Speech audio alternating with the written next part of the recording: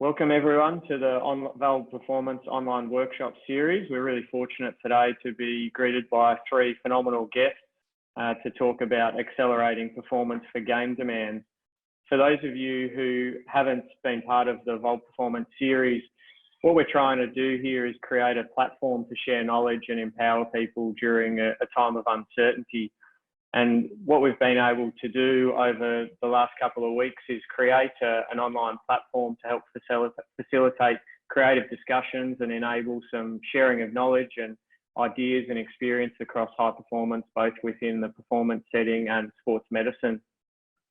The online series is here to provide a platform for some of the world-leading experts to share their information and share their experiences in developing high-performing athletes and hopefully resilient athletes.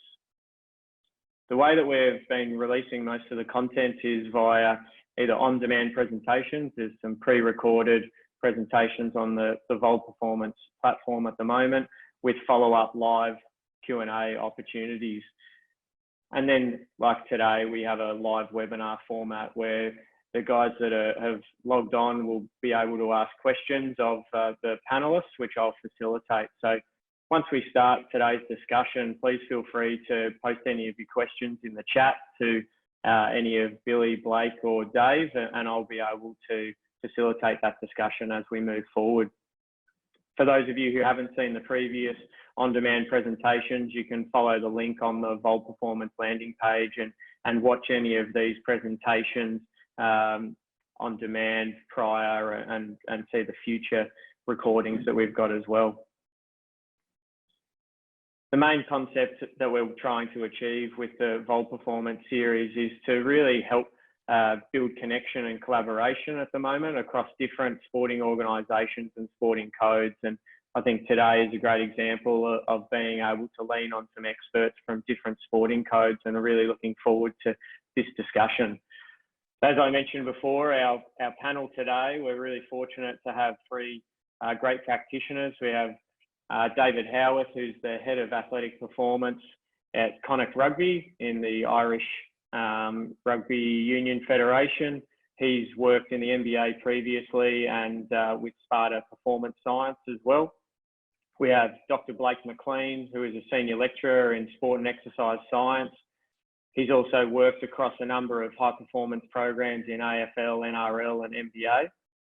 And Dr. Billy Hulin, who is currently working as the Sports Science and Strength and Conditioning Coordinator for St George Illawarra Dragons in the Australian Rugby League, and has completed his PhD as well in training load metrics. So we're really fortunate to have three fantastic practitioners and really looking forward to the discussion around accelerating performance for game demands.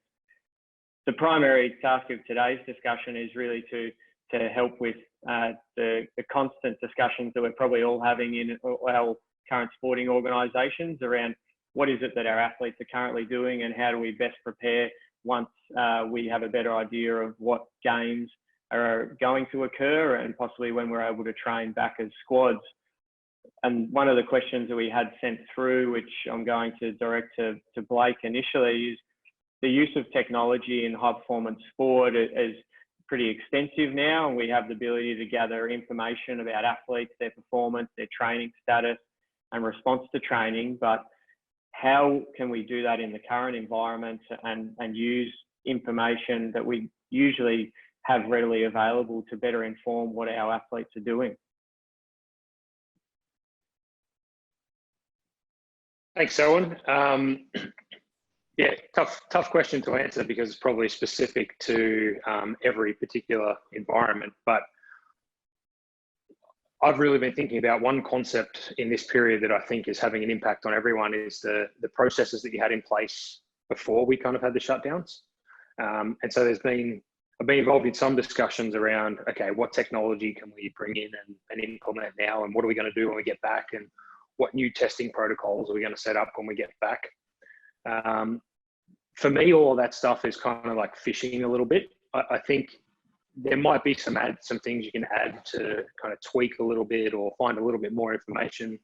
But I've really kind of been thinking more and more over the last couple of weeks, processes and culture and education that you had set up prior to the shutdowns is really going to be the platform to lean on when you come back. So if there's particular technologies that people are using in their programs, you're going to have an understanding of where your players are at or your athletes are at prior to going into quarantine, shutdown, isolation. I don't know what we're calling it today.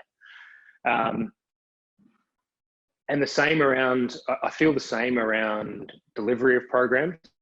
So trying to talk about setting up new technology platforms while you're not with athletes and deliver that remotely, I think is pretty difficult to set up new processes unless it's like really simple, like send them a video and watch this on YouTube and try some of these things out. And I'm more and more feeling that the education around athlete preparation and individual athlete education and buying into their own program is really having an impact during this period. So the example there is if you have a athlete that's really bought in, has been kind of teaching themselves and working with staff to really understand the program over the last few years, they're probably going to be going all right during this period, and you're probably going to be a little bit more confident coming back. The guys who might be a little bit more concerning, or you want to keep an eye on a bit more when you come back, or connect with as much as possible while they're away, perhaps are those that don't understand their own process as much as some of the other guys haven't been as engaged.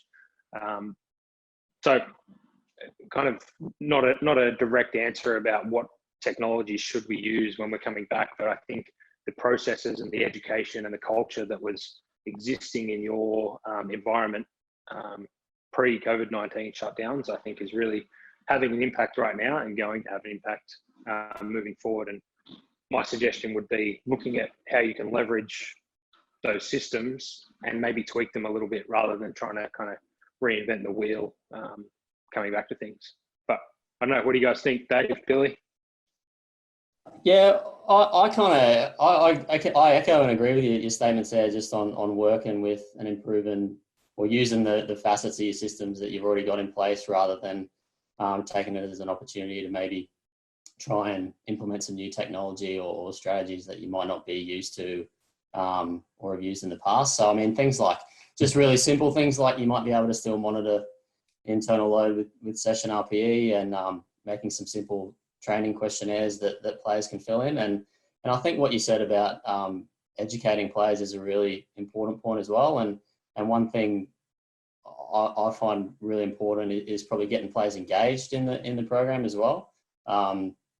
Sometimes they might be more inclined to adhere, not so much adhere, but jump into the training program a bit more if they know they're doing it with other people, get to see other people sort of doing the same type of stuff they're doing. So, everyone's got all different types of group chats and forums at the moment, like WhatsApp, where they can sort of post workouts and times and stuff like that. So I think little things like that, like you say about your environment and education, are definitely really important. Yeah, I'm just gonna poke Dave a little bit here on this topic to get him, try and get him fired up a little bit. But so, what about education around technology? We kind of hit on the education piece. How do you go about educating your guys around technology, Dave? And what are your thoughts there? Yeah. And how's that different to what you've done in the past? It's interesting. Like I echo again, like probably the initial statements. I think we probably need to come to a consensus on what this is called at the moment. I think that's a really important point. Just to go back, I've seen these difficult times being the title used for the lockdown. I don't know, but I think we need to give it a name.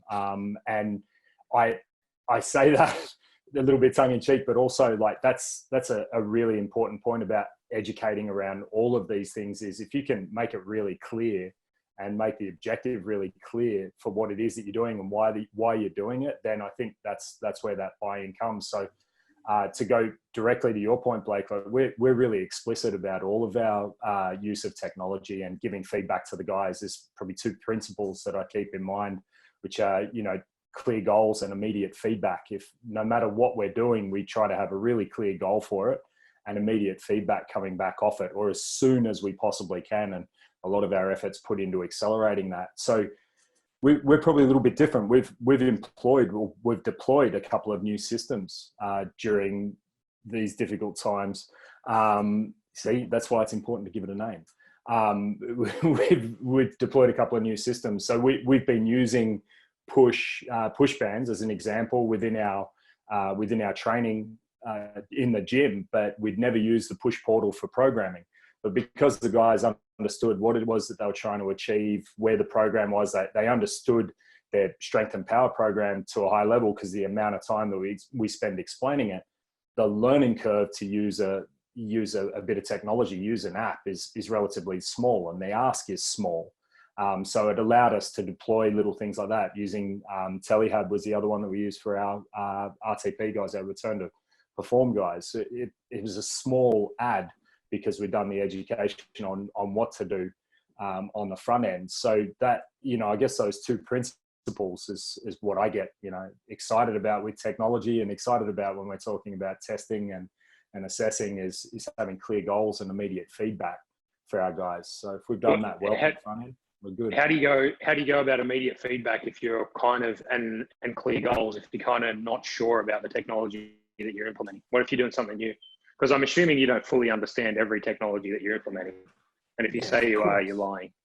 Yeah, well, I'll lie to you. No, we pre-test everything. So if we're using something new, so for example, Johnny O'Connor's our strength and power coach, we didn't deploy those programs straight away through there. The first 3 weeks of these difficult times, we've got to give it a name, guys. Come on, someone throw a name out there. The first 3 weeks was a PDF sent out, and he was collecting feedback manually. But for those 3 weeks, he was sending me programs, he was sending himself programs. We're going through that, understanding how to use it, building it for the guys, and then when you've worked out those kinks and you're able to give feedback, we did that. Our immediate feedback now is when we see a session come in, to give the guys a call, to ask for some video back so we can do a little bit of feedback on the session itself, maybe video within the session. They'll send you some ridiculous videos of them doing something, but it's just that constant communication loop. That's our immediate feedback at the moment.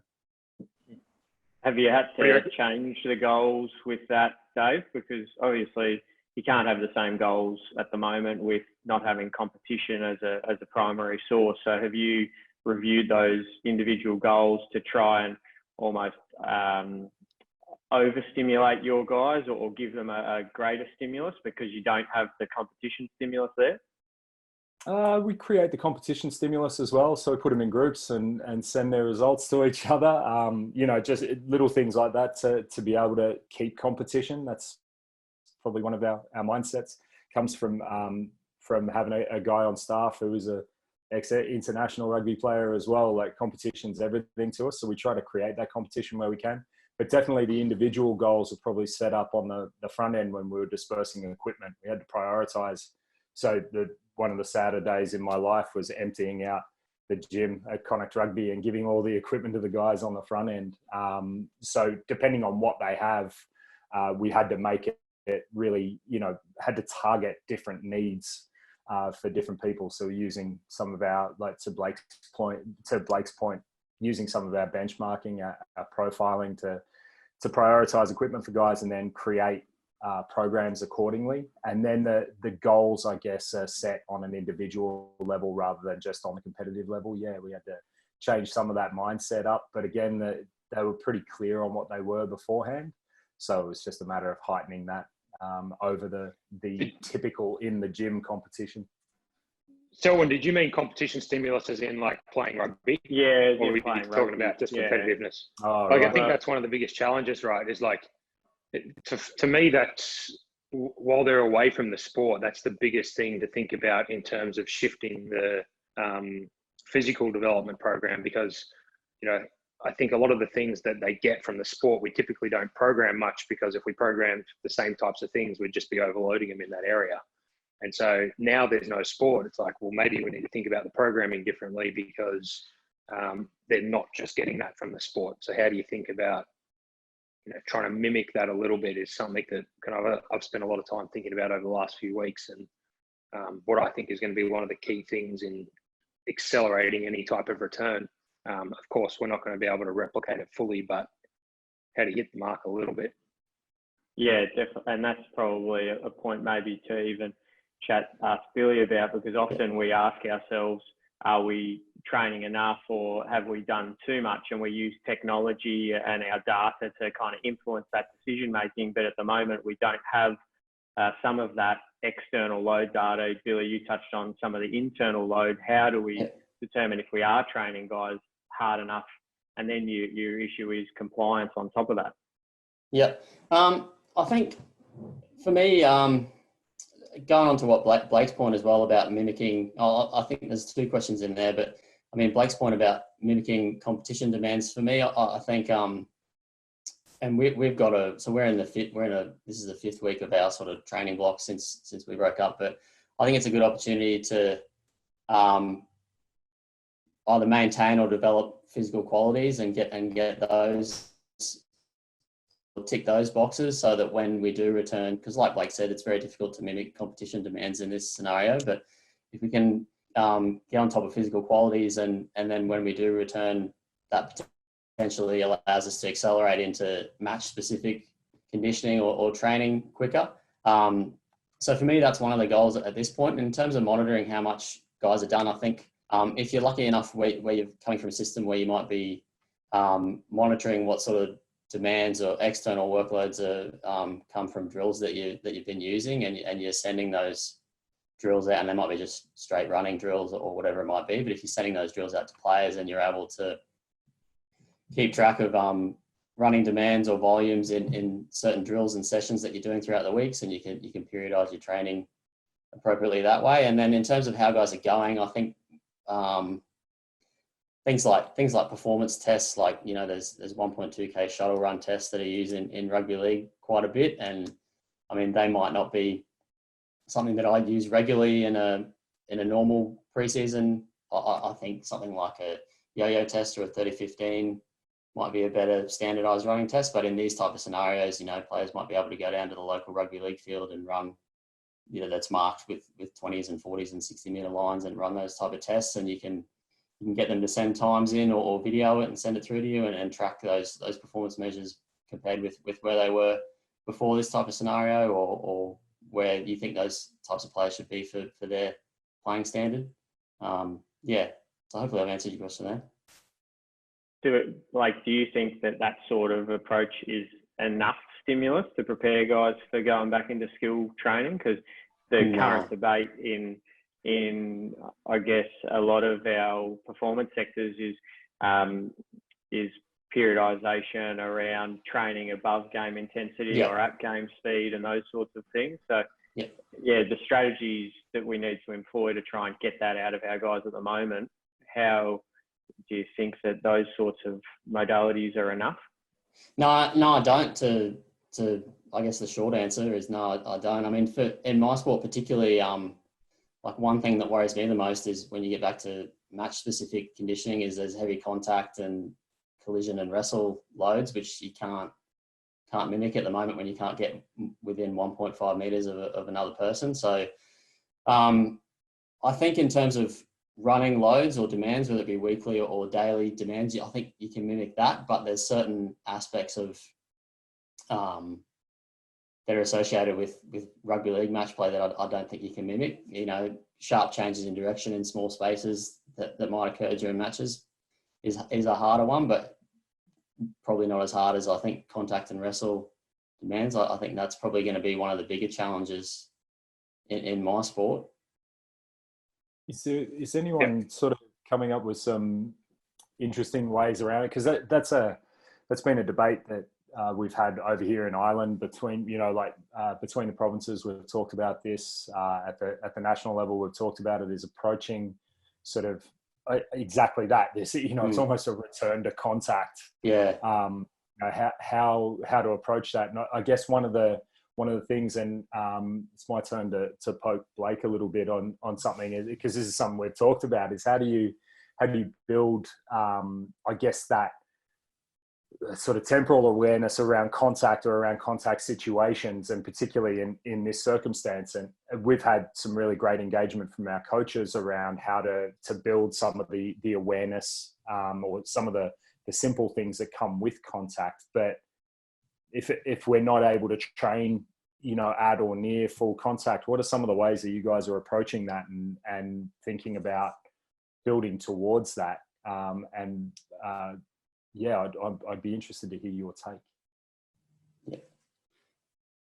So yeah, I think the contact aspect is almost unsolvable if you're in like isolation, in my mind, unless you can, you're living with someone who's also an athlete, a footballer, and you can get in some contact with them. Where I think we can have an impact that is a little bit different to what standard programming might look like throughout a normal preseason or throughout the year is some of the more ballistic movements. And so, typically I think we're very careful with plyometric type volumes in the gym because and when I'm talking team sport athletes here, they're just exposed to so much of that during their practices and their games. They're changing direction, they're decelerating, they're cutting, they're jumping, and that's completely missing right now. So I think adding in a higher volume of deceleration, plyometric type exercises, and change of direction in really simple tasks, I think could be a way to provide a little bit of that stimulus, which I think we need to do that at higher volumes than we typically would if the athletes were playing their sport as well. And really talking about team sports here. In terms of the contact, I really don't know. I think that the contact periodization is something that's undervalued in the rugby codes. Not so much in AFL because it's just not as big a part of the game, but certainly in rugby league and rugby union. And I kind of hold the view that it should be part of anyone's periodization planning. And I kind of don't like the idea that all contact injuries are kind of uncontrollable injuries. We think of soft tissue injuries as being some things that are under our control, and then, contact injury, or they just had a contact injury. I don't believe that. I think that there's a luck component to both of them, but I also think well-periodized contact programs lead to a lesser risk of contact injury in the game through a few kind of experiences that I've had over the years. But that's not really like the commonly held view that we just say like contact injuries are all just luck and unavoidable. I think there's a skill to taking contact, skill to initiating contact, and we need to practice that over time.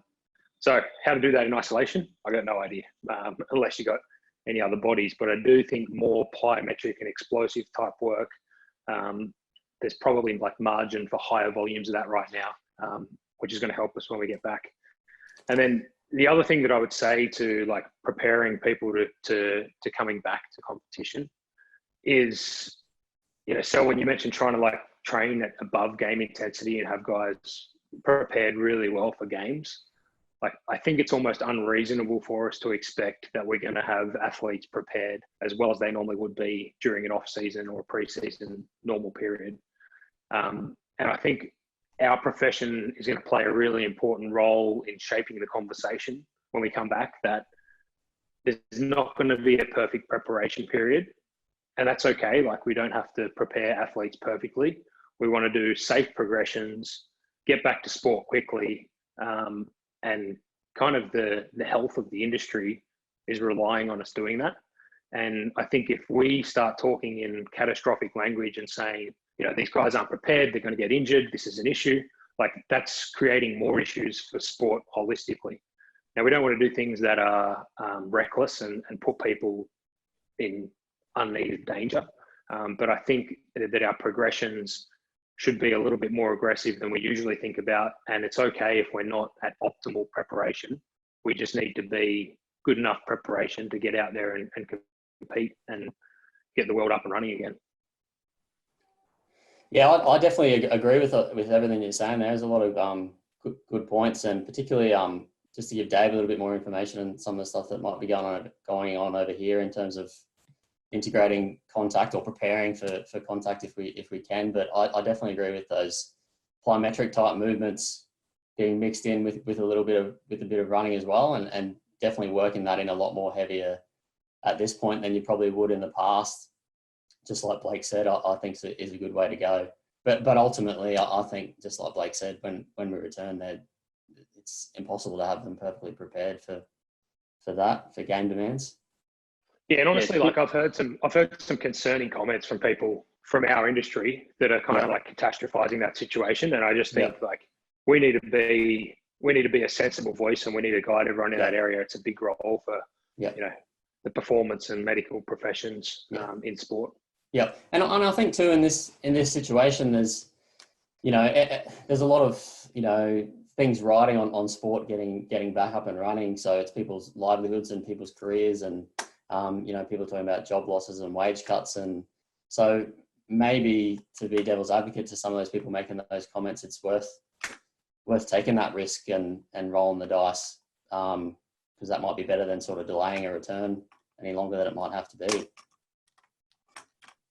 Yeah, definitely. I think the point that you guys raised around now that the competition or the game stimulus isn't there, guys aren't necessarily needing multiple days to recover from that large stimulus. So how you can microdose plyometrics or possibly depth jumps, or from an upper body perspective, it may actually be some form of plyo push up from a high height, more so from a continuing to apply stimulus to the bone and the soft tissue, which it's not going to be exactly like contact and tackling, but what we're trying to do is maintain some form of tissue stimulus so that the gap between what they're doing now and what they have to do when we get back is slightly smaller. And that's the component that I guess we're trying to tease out. Is it's not going to be perfect. The time frames, we're used to rigid time frames of having 8 weeks of off season or 12 to 16 weeks of pre-season,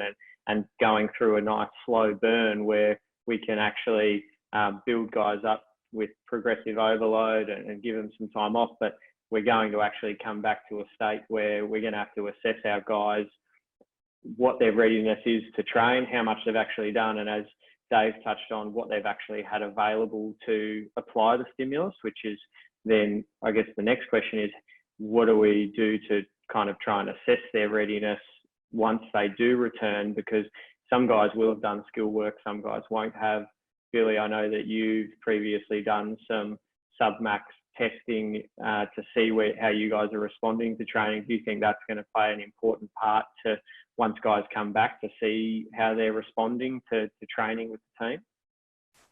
Yeah, definitely. I think those any types of sub-maximal tests that might be relevant to whatever particular sport you're working in, or there's some good work out there from Jace Delaney on training efficiency index and things like that. So I think those are good measures. I think ultimately though, you need to get a lot of those measures over a couple of weeks and a few training sessions as well. Coming back on the first day and doing a sub-maximal test or looking at internal, external load responses might not necessarily give the best or the whole picture in terms of whether guys are ready to return to high intensity game-like training scenarios or matches. But I think ultimately you need to expose them to those demands in training and see how they handle it before you can definitively say whether they're prepared for matches. Blake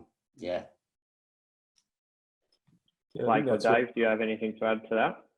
Yeah, we've got a plan to, what we're doing right now is a lot of our preparation work. We've sort of, set up a lot of our stuff. We tend to take reasonably long breaks. I know we were talking about this offline just before, but, Selwyn, you were saying some of the Irish guys in your team try and negotiate those longer breaks to get back home. That might just be an Irish thing. We take quite long breaks normally. So our guys are pretty adept at training away from our typical training environment.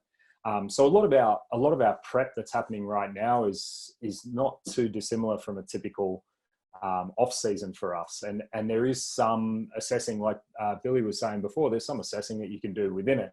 It's a little bit crude. One thing we did as well as equipment, we send our GPS units off with our guys because they're used to having those and, recording their running sessions when they're on a break. This is just a longer break. So when we get back in, we'll have some objective data there to be able to look at it, but we could ask them to do a shuttle test like a Bronco if we wanted to see how they deal with some of that intensity. Now, It's not a test that I hold a huge amount of weight in, but it is a good gut check, and it is a good check for your intensity levels. But I think as soon as we come back in through the door, we're gonna roll pretty heavy with testing and reasonably unapologetically. Daily monitoring, daily testing to be able to assess back, as Blake was saying earlier, to where they were before we left, before we broke up, before these uncertain times. I keep on coming back to it, don't I? We want to see where they were, where they are now. But then, the reality is, if say we come back in and we've got a 3-week turnaround before we're playing games, that ramp up, like you guys are saying, that ramp up to full training load, or like the super maximal sort of stimuli that we're going to get, it's going to take longer than that 3 weeks, and we're going to want to stretch it out over a longer period. Our season here goes for around about 36 weeks in total. So we're there's intermittent in there. There's breaks in there, a couple of weeks off, a week off here or there, but that's a long season. So we're going to want to drag out that ramp over a number of weeks. It might be anywhere up to 10 or 12 weeks into the season that we want to keep on progressing. So I think the heavier that we roll in that testing, the clearer the feedback is for the guys, the more objective we are with it, so we can show them their progression, show our coaches that progression, and guide accordingly is going to be really important for us. I think you've got a uniquely compliant crew there, Dave. I'm not sure if everyone can just ram testing down everyone's throat first week back and download their GPS data they sent away with them.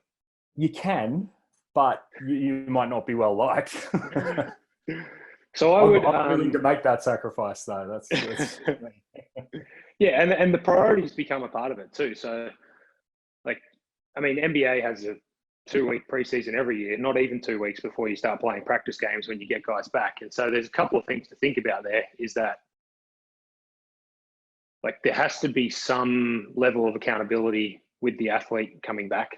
And that's pretty clear in an NBA environment, that if you haven't taken care of yourself over the summer and been engaged with the staff on that you're just going to come back and really struggle. And so I think that's developed, guys understand that in the NBA now, and we're kind of in a similar situation there, that right now that athletes have to take a little bit of accountability for themselves throughout this period. And if they don't, then they're going to be in trouble when they come back, and maybe identifying who those guys are might give a heads up of who you need to be a little bit more cautious with or worried about coming back.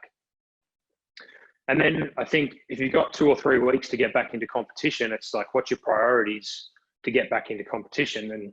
And, I've had this conversation with some people in the last week. It's well, do the coaches just want to get every ounce of the players out from a technical and tactical standpoint? They're probably anxious, and clearly the sport is the most important thing. So it's easy to say, let's dive in on that. But if we're looking at 15 weeks of the season post coming back, is just diving in on all the technical and tactical across a 3-week preparation period, is that setting us up for success in week 12, 13, 14, 15? And I don't really have an answer for this, but I think that's something to think about in your planning.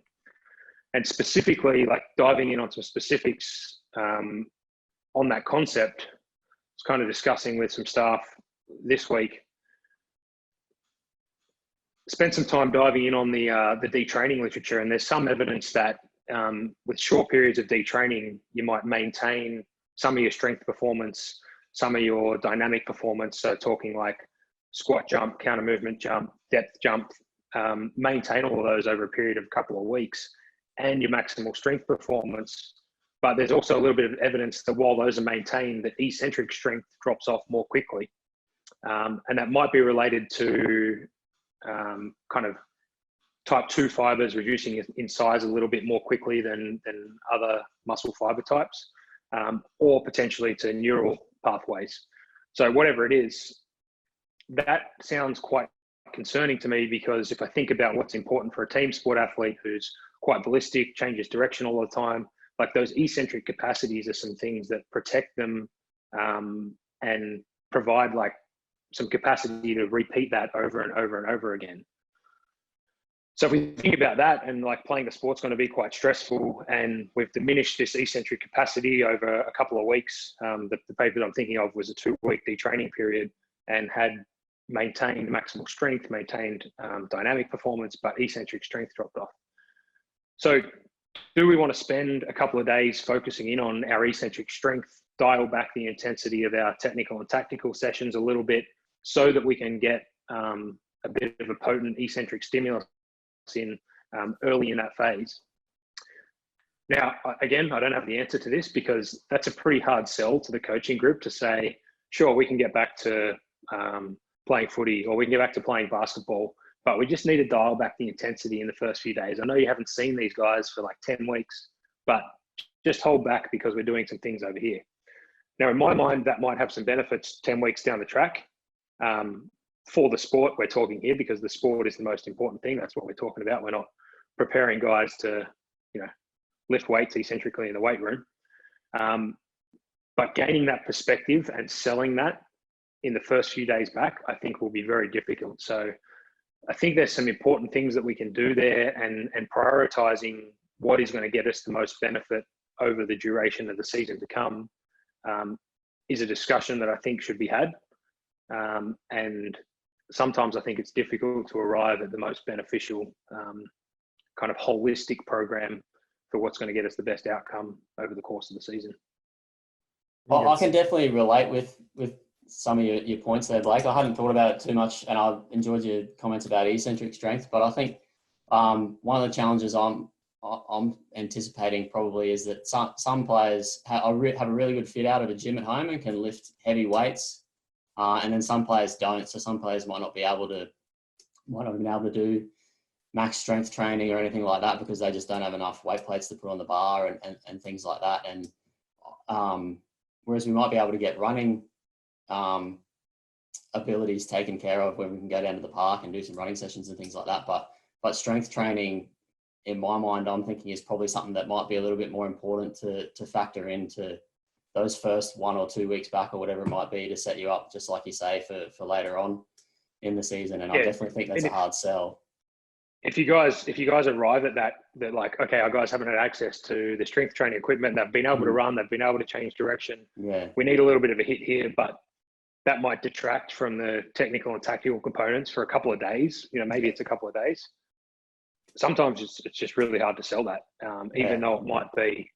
And I don't want to say that like physical preparation is a be all and end all, because the sport should be at the center of it. I just think that we kind of get that balance a little bit skewed sometimes. Yeah, I agree. Yeah, 100%. I think it's interesting, just your comments about the NBA there, Blake, and guys, and that it was always that really clear difference between the guys who had done the work and the guys who hadn't done the work. And I guess one of the key parts of that, whether it be the sport work or the physical work, the key parts for that when we were doing that was making sure that they did have access to the right type of people, the right type of programming. So when they came in, they wouldn't be too far behind. It wasn't necessarily, coaching those guys directly. For me here, it's been more about coaching those guys directly and giving them that. Like I said, we gave them a lot of equipment to be able to get the strength stimulus. But also to the point on, the technical tactical, typically the first couple of days in a preseason is very, very technical anyway. Why wait? And this was a discussion that I had with our coaches here at Connacht, was why wait until they come back in to start coaching them? Where you've got guys who are in pairs or where they can do individual skill work and they can work on some of that stuff so that when we do come in, it's not as urgent. It's not as, it's not as though you haven't seen anything for the last 6 weeks and, oh my God, I'm going to have to teach them how to pass again. It's let's cover some of these things. Let's cover some of the tactical, do video sessions, make sure they know what they're coming back in for. That's made the sell a little bit easier for us in our planning. And we've done contingency planning for a number of different scenarios of what it might look like coming in. But those first couple of days are going to be exactly that. Some of our eccentric testing, whether it be our Nordboard testing or, sort of some of our bigger isometric testing, but then also increasing some of that eccentric stimulus as well. As we have a pretty big focus on some super maximal eccentric work each year that we like to do. So that's going to still form a part of our program in those first few weeks. We're fairly confident in the ability of the guys to tolerate it. And, you know, but because that amount of technical and tactical work has been done beforehand without waiting, we're able to then attack that and get that sell across the line with the coaches. Yeah, but the athlete engagement is the key part of that, right? It's like they Absolutely. need to be engaged in that period before coming in. And I'm sure Absolutely. you've had experiences where you've put absolutely everything in front of an NBA player and chased them around all summer, and they just didn't show up like you wanted them to. And so, part of the responsibility needs to fall with the athlete there. But yeah, and that's I think that comes back to the culture that you've created as an organisation prior to any of this part, and probably the benefit of the current situation is that it's a mid-season break where, for us in our organisation, we've had a complete pre-season together, gone into the in-season period, and so it's not like you've finished a season and there's been a massive transition in coaching staff, players, and performance staff where you're trying to understand training philosophies and focuses of the group. At least the benefit of it is everyone understands what you've been building towards. And then, as you touched on, Blake, it becomes a conversation around, all right, well, what is our priority, our training priority within our philosophy of tactical and technical that we need to work on first, and what other elements can we modify slightly to make sure our group's resilient enough to withstand it. Part of what I took out of the eccentric stuff is actually, if you've got some good training databasing, is it actually that you use the small-sided games components and some of your field stuff to get that eccentric stimulus? It may be slightly less controlled than dosing it in the gym, but it's also more specific to the game and possibly more specific to the success of your team. What are your kind of thoughts around that? Yeah, I think that gets into discussion around, are we training for the underlying capacity, or are we training for like the specificity, of which both are important. I certainly think that you would want to be including some type of game-like activity, small-sided games, or even bigger games where there's a deceleration, a change of direction component. That's, of course, going to be an important part of it. I'm kind of biased towards eccentric training, and I think that some really well-dosed eccentric stimulus, eventually like super maximal eccentric stimulus, I'm not suggesting you do that on day one, but I think that has some really potent impact on the underlying capacities, which then allow you to function at a high level. So like, yes, like that would get you some of the stimulus. I think that there's gains to be had in just ramping up the intensity on some of the things in the gym for a short period to allow you to even take that capacity to a high level on the field, on the court, which is eventually where you need to be, and that's where the focus needs to be. But I just think like a little bit more focus to begin with in the underlying capacities can help. Definitely. Did Billy or Dave, did you have anything to add to that at all?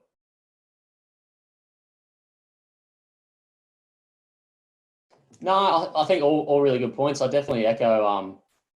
I definitely echo Blake's points that and yourself, Selwyn, that we want to be having some small-sided games and that type of stimulus in our training as part of the conditioning, particularly as that's something that players wouldn't be getting over this period.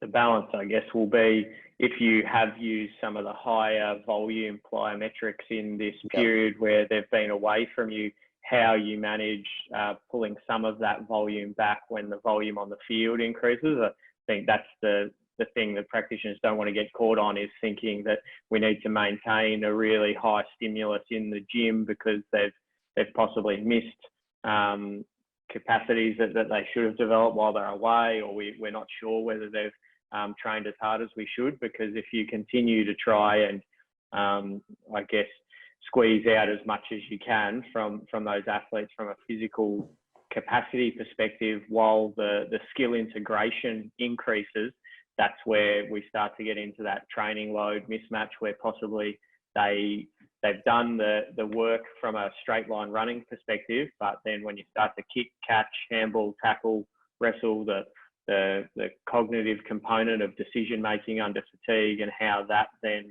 impacts on the overall fatigue accumulation on their body.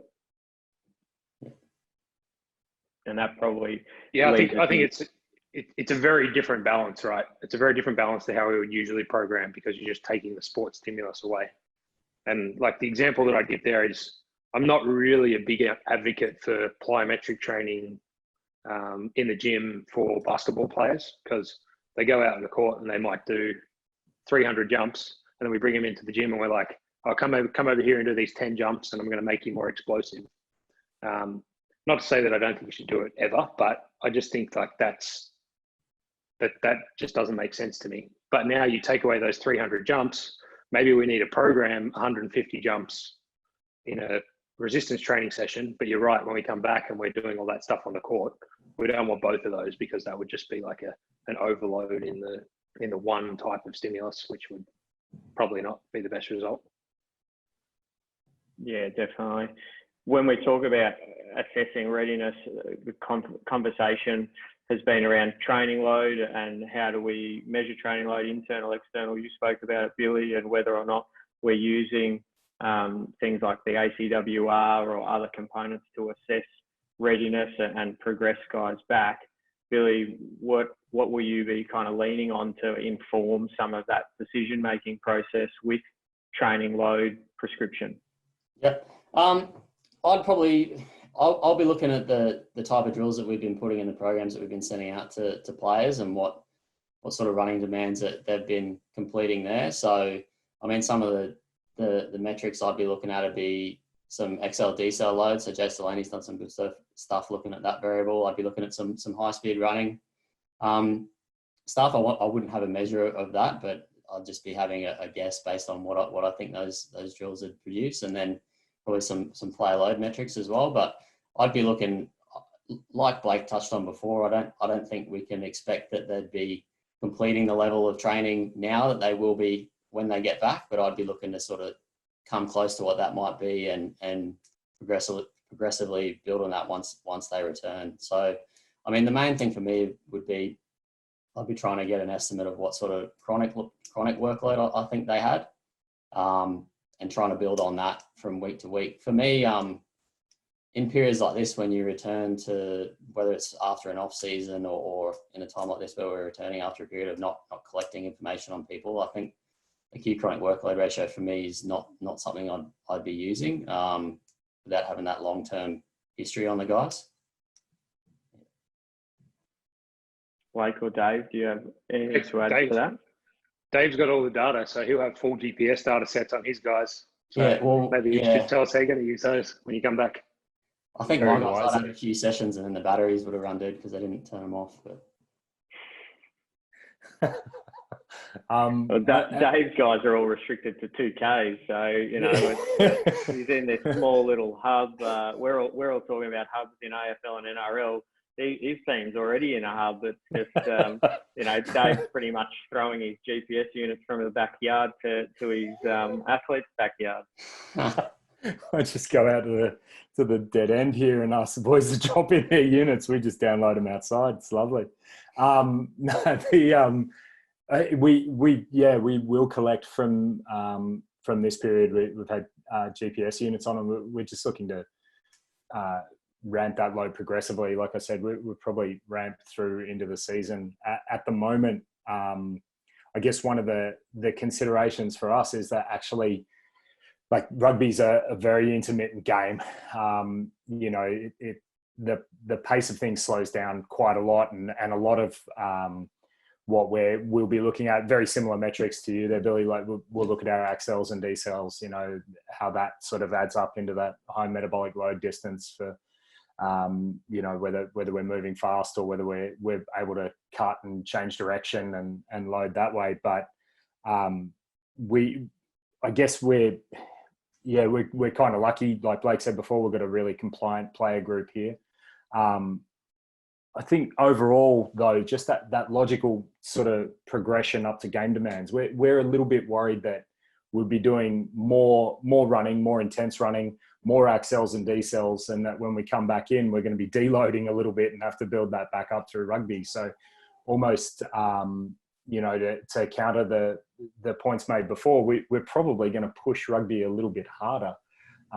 We're going to be asking for more time training on the field, and knowing that we've been able to tick off some of those eccentric demands with the equipment that we've had, that we'll have good GPS history coming into it from our guys wearing those units during their sessions, and being able to build that way. And that was, but like I said, that's sort of the culture that we'd set up beforehand. If we didn't have that, I don't know that we'd be that much different, though. I don't know that we'd change our mindset from that, from being aggressively trying to get some of that contextual load in. It's more a matter of how you set up your week and how you manage your players through that over time. We'd be looking to start at a lower level and build ourselves back up a little bit more, but still very, quite aggressively. Yeah, I agree with you that like the contextual load is going to be the most important thing. It's just like if I think about the basketball guys coming back and they haven't touched a basketball court in 6 weeks, and the only type of explosive work they've done is plyometrics that we've been programming, I don't think then you want to like go harder at basketball than what they were at before they left. So I think that progression wants to be slow, and there's some things that you could add in slower. It's still going to be pretty aggressive because it's going to be a short preparation period. You also touch on the point of periodization within the week is super important too. So, and that's something that's typically like not done well traditionally in basketball.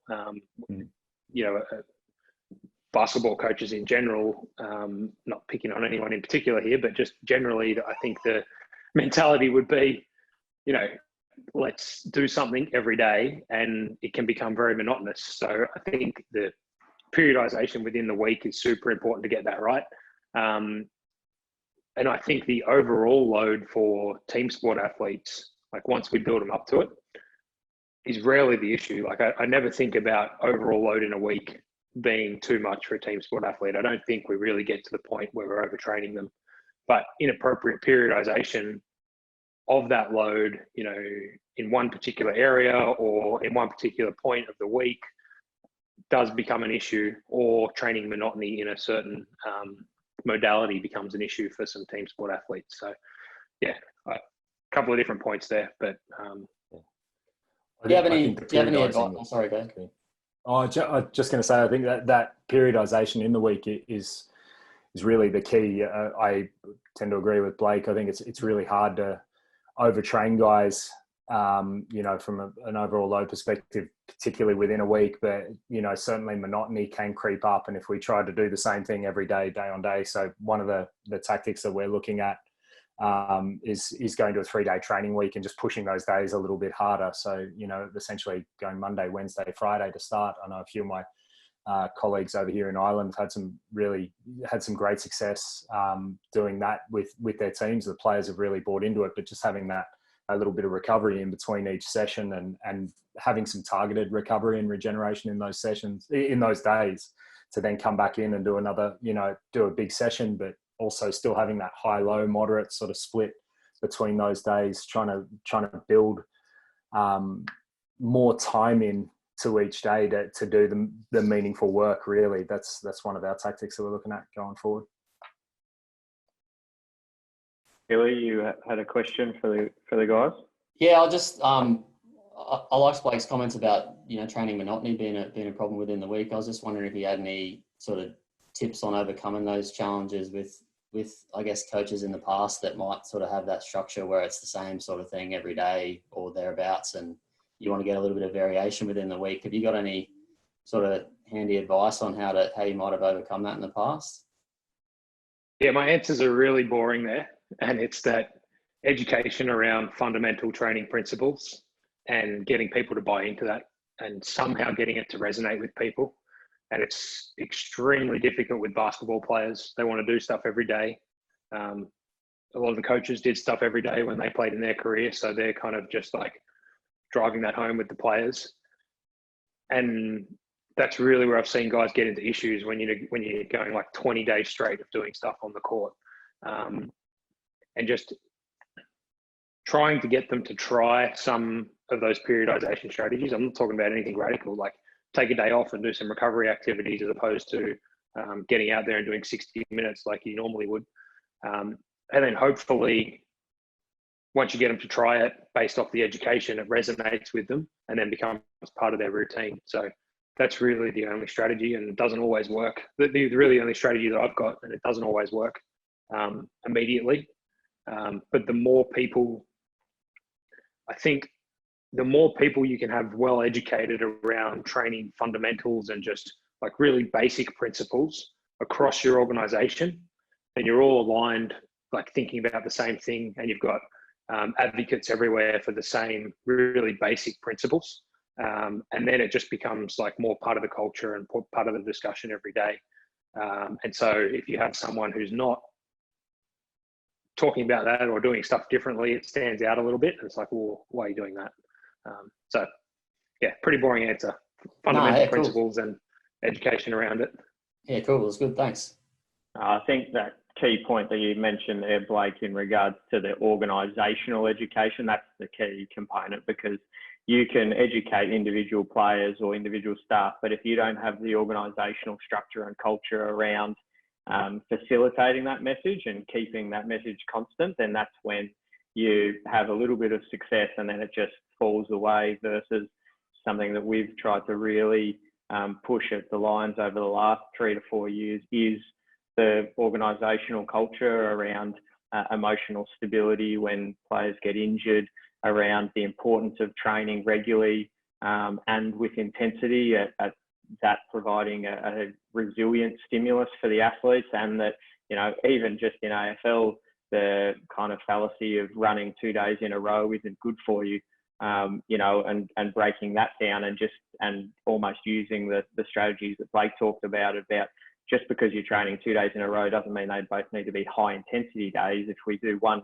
closed skill day where it's a big technical focus, and then the next day is more small-sided games and possibly manipulating the intensity, your athletes will succeed with that, as long as then you dose a recovery day or you have a low day following that.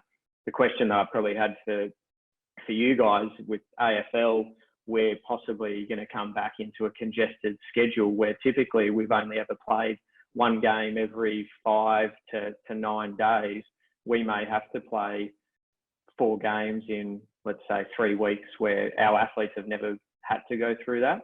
How do you go about working with that within week periodization and breaking that down? Obviously the game becomes the main determining factor, but what do you do within that component? Billy, you've worked with guys who have done State of Origin and possibly had to back up. How have you found that you've successfully managed those guys over the journey? Yeah.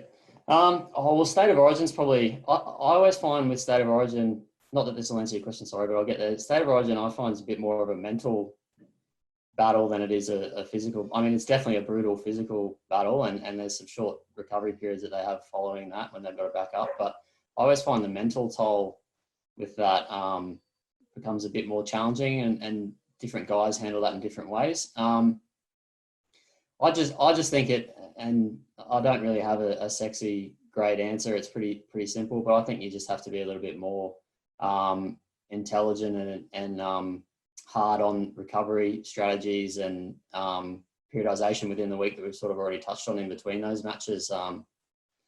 And particularly looking at guys individually, and some guys might be doing having short turnarounds and things like that, but they might not be playing bigger minutes, and some guys might have higher workloads. So I think individually tailoring programs within the week and focusing a little bit more on recovery strategies and interventions is probably the main thing for me. Blake or Dave, did you have anything to add to that? Yeah, I think AFL that's a tough challenge. Like, I think that's probably one of the more stressful games to try and turn around and play on a quick turnaround. You know, you can play 4 basketball games in a week, and you're just not going to have the same amount of soft tissue damage in terms of the high speed running and the collisions that happen in AFL. Obviously, you got more collisions in rugby league, and they come off those short turnarounds, but don't have anywhere near the high speed running demands of AFL. So to me, that's like really challenging. It's how to periodise that, or how to like help guys through that. One option is like if it's really important to the sport to play in a congested schedule, thinking about utilising the full roster as opposed to saying 21 guys suit up every 5 days. But that's a bigger conversation than just physical preparation. In really congested schedules where you're playing at night, I think it would be not unreasonable. It would be a potential benefit not to ask guys to be in at the training facility at 8 a.m. in the morning when you're playing at 8 p.m. every fourth or fifth night. And that's something that I think can have a big impact, and we underestimate how much of an impact we can have on guys' sleep with training start times. Now, that might be a little bit different for guys who have kids, and so maybe I'm just talking about the guys who don't have kids here. But that's something that's modifiable and easily provides like more opportunity for recovery. But yeah, I think the biggest things are sleep and nutrition throughout the week to recover quickly. And they're both kind of education and behavioural based aspects, although we can impact available sleep time with the way we schedule. But pretty challenging in AFL setting. It's just all the other team sports. I think out of all the team sports I can think of, I think that's probably one of the most difficult ones to turn around from really quickly. And that's probably my flip side. And Dave, you can answer this as well with that congested schedule where strength training and eccentric dosage becomes one of your factors to try and mitigate injury. You may not have the time to devote to it as much. How you add that or add that into the week, and if you guys have had any success with that in basketball or rugby, Dave. Yeah, I think it's interesting. Like Blake hit on a point there that is really important, and it comes back to again the buy-in with your coaches. Is being able to use your full squad is a really important point for us here. I think the shortest turnaround we had last year, and we're sort of in a weird situation that some of our players play in 3 different competitions through the season. So you have guys going to play international rugby, to come back into a European Cup, whether that's Challenge or Champions Cup, and then playing in the Pro 14 as well. So we've had 5-day turnarounds, 4-day turnarounds, and the temptation is for your coaches to use the same players every time. I guess the key in using your full squad and getting enough sort of understanding in advance about who they'd want to use for those different fixtures, who's likely to be drawn into the national team, all those sorts of things. It's in that planning, the pre-planning leading into it. So if we know we've got a group of guys who are unlikely to be selected this weekend, we might dose them a little heavier on the eccentric side, do a little bit more conditioning work, knowing that after that game they're going to be playing in the next game. So trying to get that communication loop with our coaches to know who's coming up. I think coming back into rugby after having worked in basketball, I was way less intimidated by short turnarounds than I would have been prior. I think watching guys play it back-to-back, have a night off, and then play 2 more games in 3 days, you go like, oh, this is actually very doable. All of a sudden, just like Blake said, little tweaks, move your day back later. Don't be afraid to cut some stuff out on the first day of a week and start at 12 o'clock. Have your team meeting at 12 o'clock rather than getting guys in to do monitoring at 7 a.m. Let's just move that day back a little bit, even if they have got kids. Just that little bit of time at home to relax, be around their family, be in their own space. That has a huge regenerative capacity.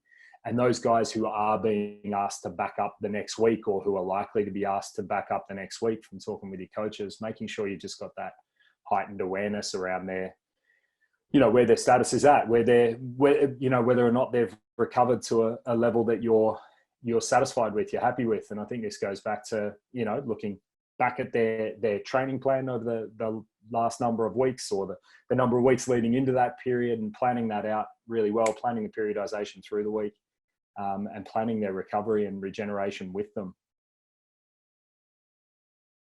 What about what you learned about strength training, like dosing strength training stimulus in the NBA, Dave? I mean, I could talk to it, but I took most of my concepts from you, so I'd feel like a fraud. But it's a very different model, and I think like I've learned a lot from different strategies in that environment, which I think might have carryover to other sports as well.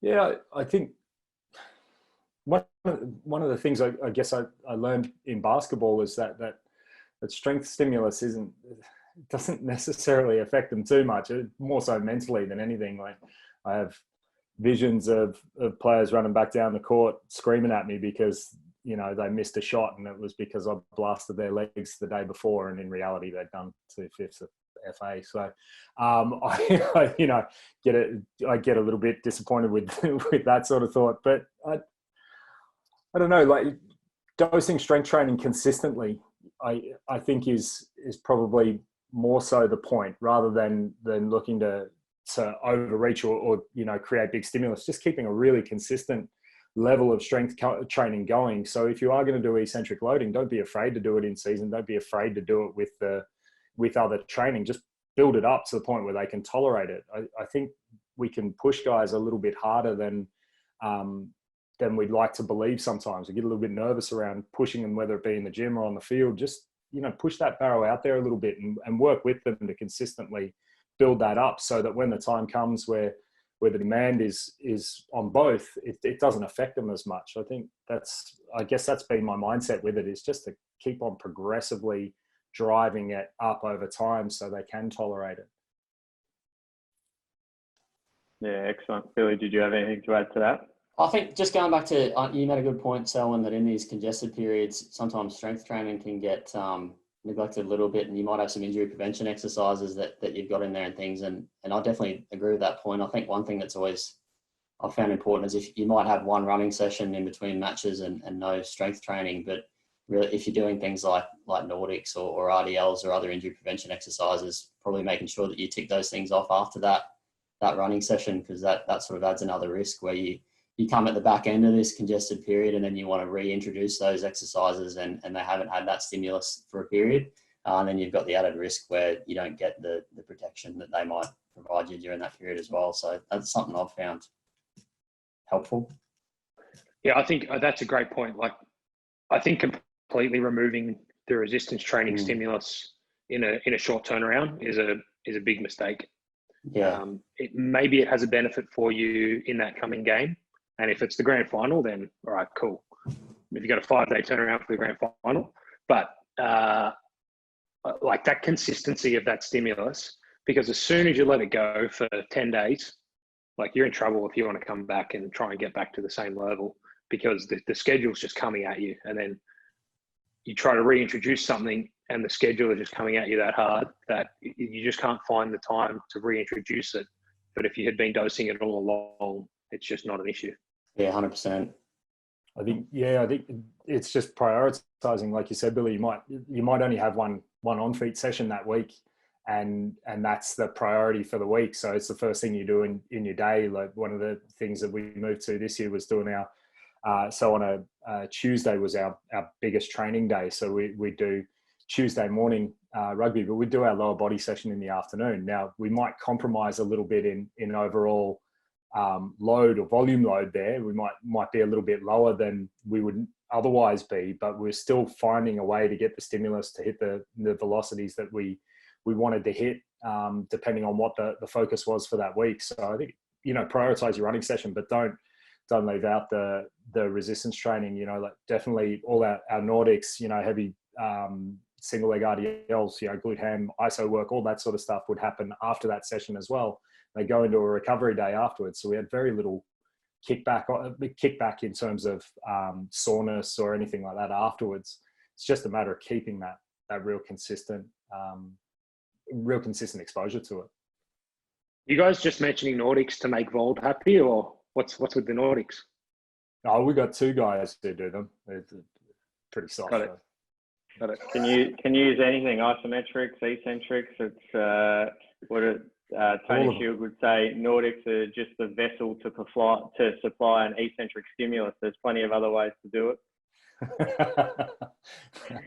we wouldn't do our 20% loading necessarily on a Tuesday after the thing. But yeah, all of the above. So all of the above. Yeah, no, it's a really interesting discussion, and as you guys all touched on, like the skill and the game is king. So you're dictated by that, and it's just what you can achieve and not take out too much of to continue to maintain a stimulus. Because as Blake touched on in regards to the detraining effect, especially in the eccentric components, if you do take that away, you may be actually losing a component that makes your athletes good at what they do. So continue it, and we can't always assume that the game and or the training is giving us is actually training those qualities. So I think that's completely the point. Like, you're always looking back to performance in the game, but the question is, what is the best way to get there over the relevant period that you've got? And sometimes I think we can be blinded by some emotional like feelings of we have to, because the game is most important, that we have to be doing that at front and center always, which is just a balance there. Yeah, no, it probably leads me on to my last question for you guys before we sign off, in regards to this time has probably allowed us all a little bit of reflection in regards to what we think is important and what we value. For you guys, is there something that you've reflected on in what you're currently doing or what you're looking to do as we come back that is really stuck with you? Billy, I'll go to you first. Yeah, definitely been a good time to reflect. I'm not sure where to start. I think one thing I think it'd be really valuable, and this is probably more so in rugby league in general, or maybe professional sport as well, but I think it'd be really valuable to, and some clubs are doing this really well, some clubs aren't, but I think building better relationships between clubs and universities. You know, we're moving into a time where people are talking about job losses and budget cuts and things, and I think there's a way that universities and clubs can have mutually beneficial relationships that are win-win. So, and then I think that also builds from a research side of things as well, where you can be improving practice moving forward. So I think for me, that's something I've reflected on a bit, that I think I could be involved in maybe improving that a little bit. Yeah. Blake? Yeah, I like that concept actually. Like, I think this has provided some time to spend more time as a staff talking through concepts a little bit more deeply, and we've definitely been doing that. Like, as a Oklahoma City staff, like much more time to dive in on deeper concepts and review processes and just talk about those things in more depth. And so I wonder, like, is always doing that extra practice session the most beneficial thing, or could we get more benefit out of sitting down as a whole staff and diving in on something as a physical performance, medical and coaching staff together? So that's a concept that I've thought about, of like what is most beneficial for us in that realm in the long term. Obviously, like, this has provided time to do that, and can we better integrate that once we come back? Yeah, so I kind of like agree with what Billy's saying there. I think it's a good thought. Dave? I think, you know, like the guys have indicated, that, you know, the ability to sort of zoom out and assess things as a staff. And, you know, we're lucky to have a partnership here with Connect, with one of the local universities here. So, you know, leaning on those guys more for education. But I think from a program perspective, we're an interesting team at Connect, in that, you know, we don't have the same profile in terms of players or budget that some of the other teams, even in Ireland, have, let alone in the rest of Europe. But we've always been sort of a scrappy, you know, dogged team who overperforms. But we have to approach things differently if we want to get better results. So it's something I've been working through with our coaching staff and our performance staff, to see how we can, I guess, change our weeks. You know, how can we approach training a little bit differently? And it goes back to a lot of the topics that we've talked about already today, you know, training a little bit harder, training maybe 3 consecutive days and then having our rest closer to the game, which isn't new. Like other people have done that plenty of times before, but how would our week look for that? And then, empowering our players to review and reflect on their performances, not just from games, but from training as well. So creating time in our schedule for all of us to reflect. Because like we said, this has been the most amazing reflection time. We're seeing things that we may not have seen before, or ways to do things that we, may not have thought about doing before. So why not plan in some more of that reflection time in our day to day? It doesn't have to be all day, every day in the house with 2 kids and the wife yelling at you, but it does, maybe it's something that you can do, purposefully in that schedule. And that's something we're really trying to push for, and push the guys in embracing and doing for themselves as well. I think I sent a text to you last week. So there's, I was talking to the boys during the week, and they're so excited. They're just frothing to get back in there and hit someone and do stuff. But it's based around all the work that they've been doing on the past season, what they could do better, why they want to do it better, and harnessing some of that energy, injecting it into our week to week. I think that'll be critical for us to be able to perform when we do get back in.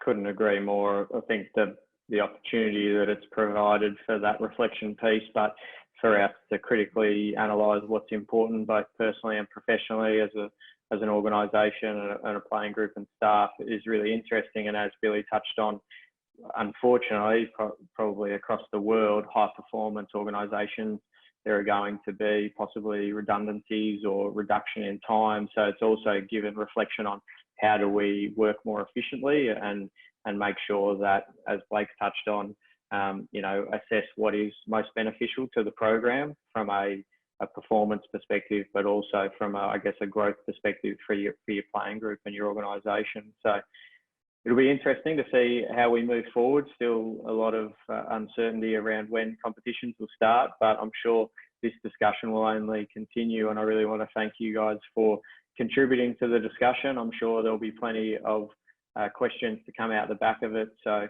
I'll allow guys to reach out to you individually.